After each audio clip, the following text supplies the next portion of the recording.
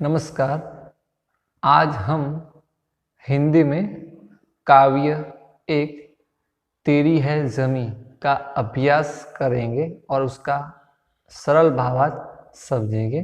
तो पहले हम विषय प्रवेश करते हैं कि प्रस्तुत कविता एक प्रार्थना गीत है, यानी कि यह जो कविता है उसका साहित्य प्रकार क्या है, तो इस कविता का साहित्य प्रकार प्रार्थना गीत है, जिसमें ईश्वर के प्रति कृतज्ञता का भाव व्यक्त हुआ है।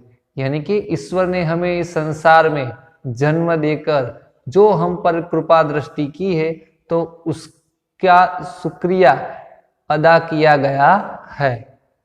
साथ ही ईश्वर की सर्वोपरिता को स्वीकार किया गया है कि इस संसार में ईश्वर ही सर्वशक्तिमान है।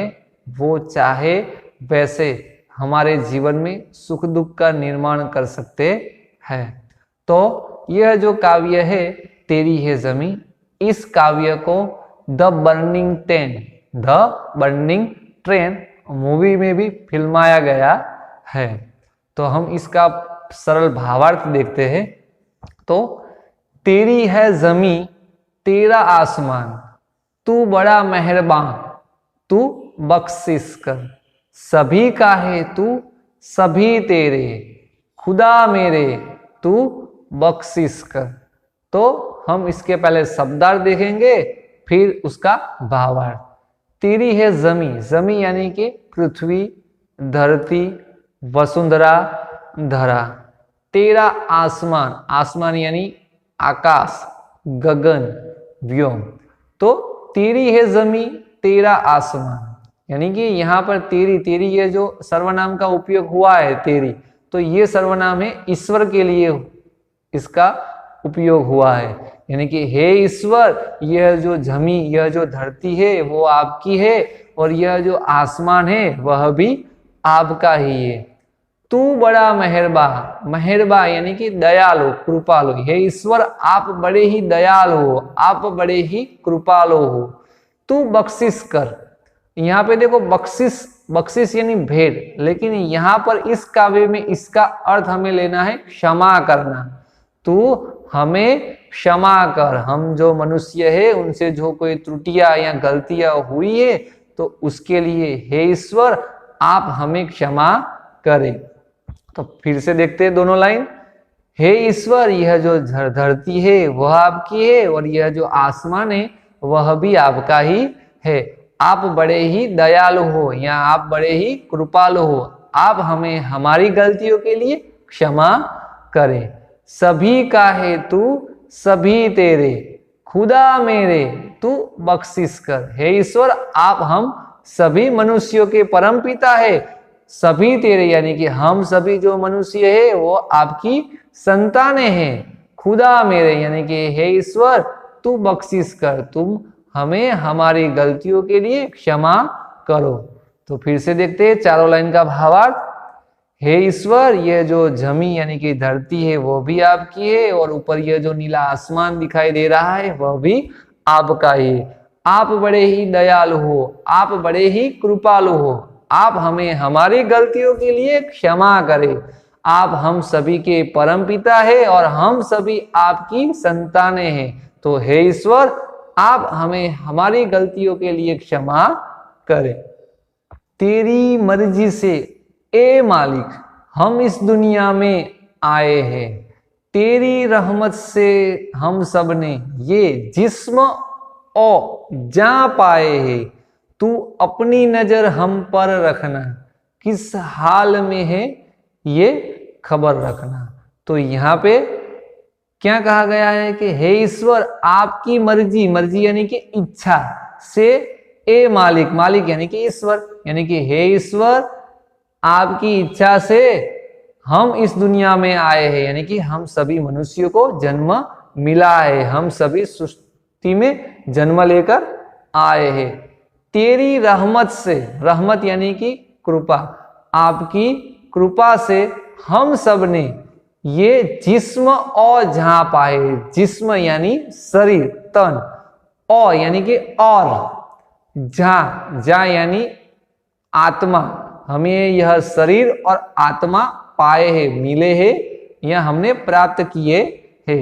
यानी कि इसका हम सरल भावार्थ देखें चारों लाइन का, तो हे ईश्वर आपकी मर्जी से हम इस दुनिया में आए हैं, हमें इस संसार में जन्म मिला है।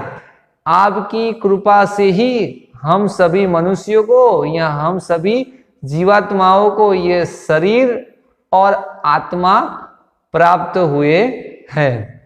तू अपनी नजर हम पर रखना, किस हाल में है ये खबर रखना। यानी कि हे ईश्वर आप जो अपनी नजर है हम सभी मनुष्यों पर हमेशा बना के रखना कि हम सुख में या दुख में हैं, तो आप उसकी खबर रख सके और हमें हमारे दुखों से दूर कर सके।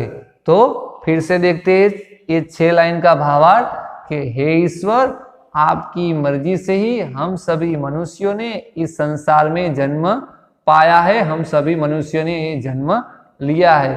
हे ईश्वर आपकी कृपा से ही हम सभी मनुष्यों को ये शरीर और जीव यानी कि आत्मा मिले हुए हैं। आप अपनी नजर, आप अपनी कृपा दृष्टि हम पर हमेशा बनाए रखना कि हम किस हालत में जी रहे हैं। अंतिम 4 लाइनों का हम भावार्थ देखते हैं। तो तू चाहे तो हमें रखे, तू चाहे तो हमें मारे, तेरे आगे झुका के सर खड़े हैं आज हम सारे, ओ सबसे बड़ी ताकत वाले, तू चाहे तो हर आफत टाले। तो प्रस्तुत पंक्तियों में कवि कहना चाहते हैं कि हे ईश्वर तू चाहे तो हमें रखे, तू चाहे तो हमें मारे। यानी कि हे ईश्वर आप चाहो तो हमें जिंदा रख सकते हो और आप चाहे तो हमें मार भी सकते हो। हे ईश्वर आपके सामने हम सभी मनुष्य आज सर यानी कि मस्तक झुकाकर खड़े हैं। हे ईश्वर आप चाहे तो हमें जिंदा रख सकते हो और आप चाहो तो हम सभी मनुष्यों को मार भी सकते हो। आज हम सभी मनुष्य आपके समक्ष, आपके सामने मस्तक झुकाकर, सर झुकाकर खड़े हैं। ओ सबसे बड़ी ताकत वाले, तू चाहे तो हर आफत डाले। यानी कि हे ईश्वर आप इस संसार में सर्वशक्तिमान हो, सबसे बड़ी ताकत वाले, यानी कि आप इस संसार में सर्वशक्तिमान हो। आप चाहो तो, तू चाहे तो हर आफत टाले, तो आप चाहो तो हर आफत, हर संकट, हर मुसीबत को आप टाल सकते हो, दूर कर सकते हो। यानी कि इन पंक्तियों में ईश्वर की सर्वशक्तिमान शक्ति जो है उसको बताया गया है। यानी कि इस संसार में सर्वशक्तिमान ईश्वर ही है, तो वो चाहे तो कुछ भी कर सकते हैं। तो फिर से भावार्थ देखते हैं इन चारों लाइन का। हे ईश्वर आप चाहो तो हमें जिंदा रख सकते हो, आप चाहो तो हमें मार भी सकते हो। हे ईश्वर आपके समक्ष हम सभी मनुष्य आज अपना मस्तक झुकाकर खड़े हैं। आप इस संसार में सर्वशक्तिमान हो, सबसे ज्यादा शक्तिवान हो। आप चाहो तो इस संसार की हर एक आपदा को, हर एक संकट को, हर एक मुसीबत को दूर कर सकते हो।